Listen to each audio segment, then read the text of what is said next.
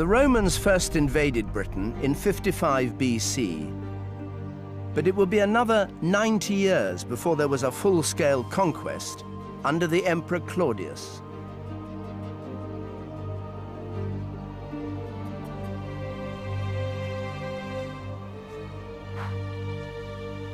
Among all the glorious monuments in Rome celebrating the great conquests of the Roman Empire, there's only one trace left of the conquest of Britain.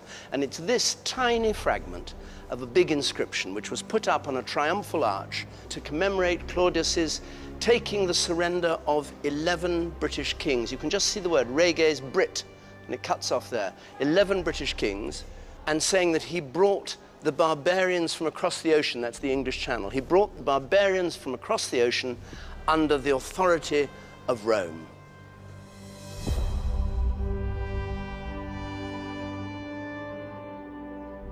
The Roman Empire was all about using power to impose order.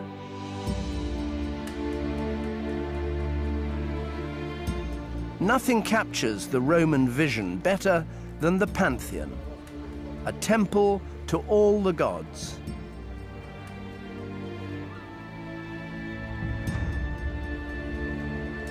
This is the finest example of Roman art still standing in the city.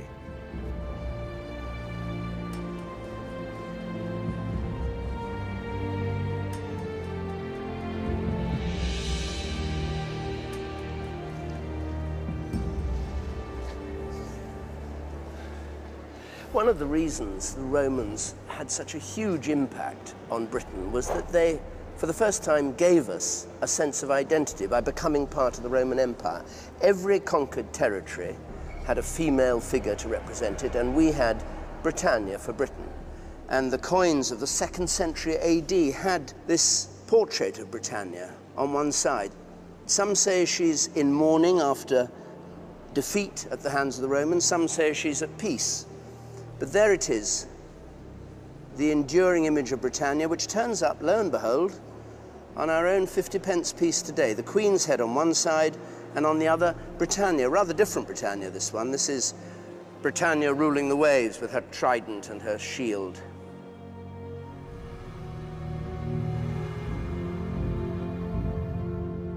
One early and almost forgotten sculpture of Britannia can be found in what was once the eastern corner of the Roman Empire.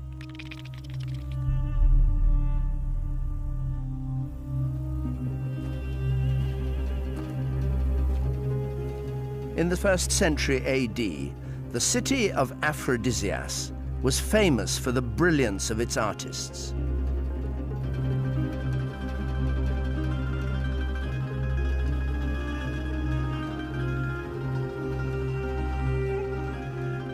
The fine marble quarried nearby allowed sculptors to capture the beauty of the human form.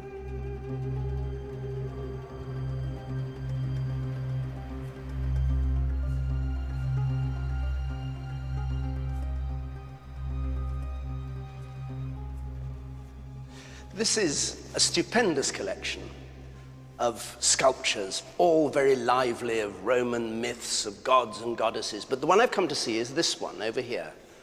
This is the story of how Rome conquered Britain, told here, hundreds of miles away from Britain, as a way of demonstrating to everybody that Rome ruled us and had defeated us.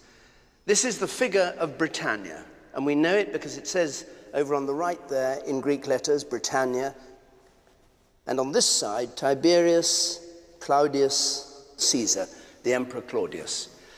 Britannia is shown in despair, perhaps pleading for her life, knowing she's about to be slaughtered, looking like a barbarian, her hair all straggling round, her face looking miserable, bare-breasted. He, on the other hand, the conqueror with his helmet, his right hand raised, there would have been a sword probably in the right hand, his left hand pulling her hair back as though to cut her throat. He's got his fist there on her hair, pulling it back. And important, his knee resting on her thigh, pinning her down to the ground. She's the victim, either about to be raped or to be killed. In any event, that is Britain defeated by Rome. So much for Britons never, never shall be slaves. This is how Britannia began, under the heel of the Roman Empire.